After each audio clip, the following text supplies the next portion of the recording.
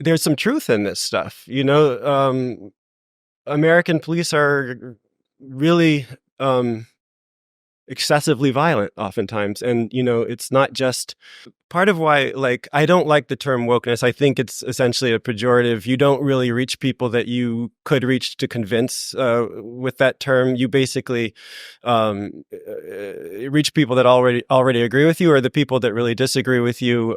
They don't use the term for themselves, and they find it a kind of a signal of where you're coming from before they hear your point. But for for better or worse, we're kind of stuck with this term in this conversation. Wokeness is compelling because it's based on actual problems that exist in society. It can distort those problems. It can use them to do things that are sometimes it can recommend cures that are worse than the disease.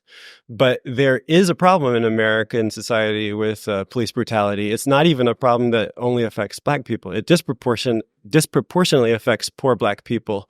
But American police kill more white people in a year than, I would say, speaking unscientifically, but then all European societies, all Western European societies combined. 500 or so white American unarmed civilians are killed in confrontations with police every year. I think in France the number is like 20 or something like that. So why did the movement not address itself towards policing specifically? I mean, you do have a defund the police movement as well, but that's one tiny, piece of a larger mosaic that is focused relentlessly on race. Right. Well, so,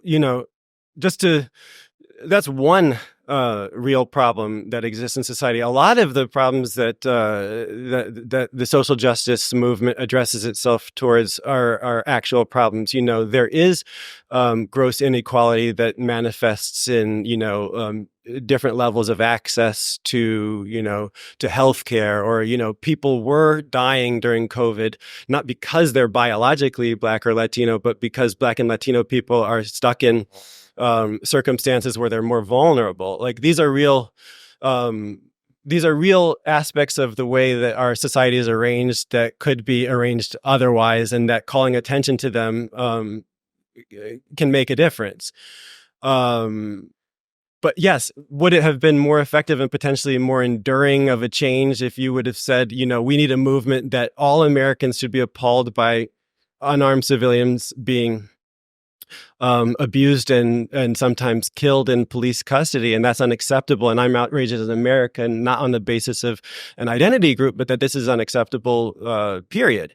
Mark Lilla and many people were making this case. Mark Lilla's book, The Once and Future Liberal, is one of the best distillations of this idea that, that is what liberalism is for, is, like broad universal principles that everybody can buy into equally, that are not dependent on being part of a niche subgroup to advocate for.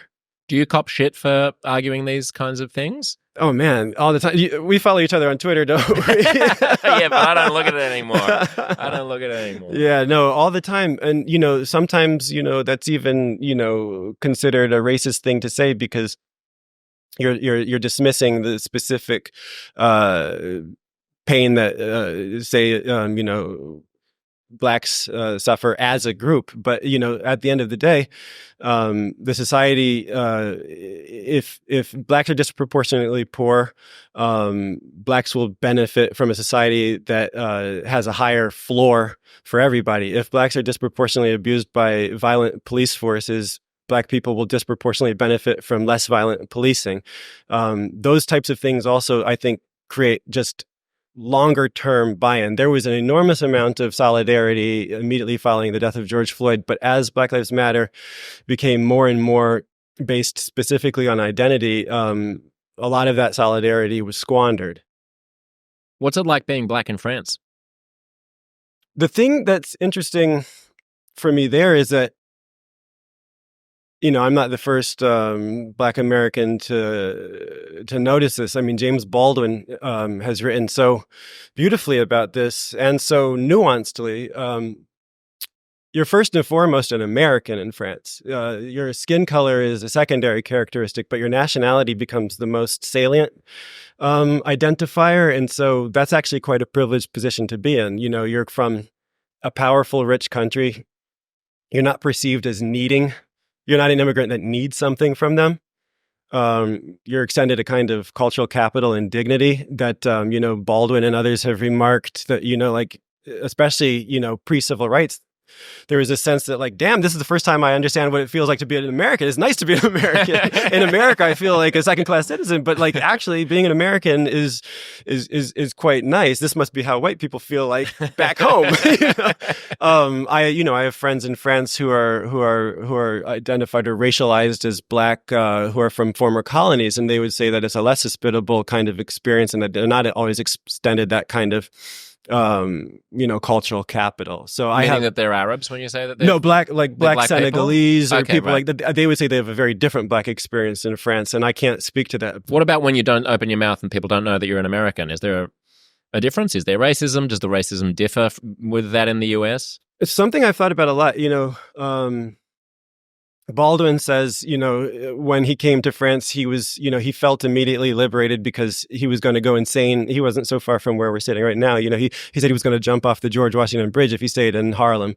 But that in France, he felt, that he was outside of that kind of, black-white binary that he was stuck in back home. But then he quickly realized that there was somebody else taking his place on the social totem pole, and that was the Algerian. And then that kind of complicated his sense of personal liberation because he was implicated in a society where somebody else was the downtrodden, the Negro, or the other version of the N-word that he would have said, and that that was a bitter kind of liberation.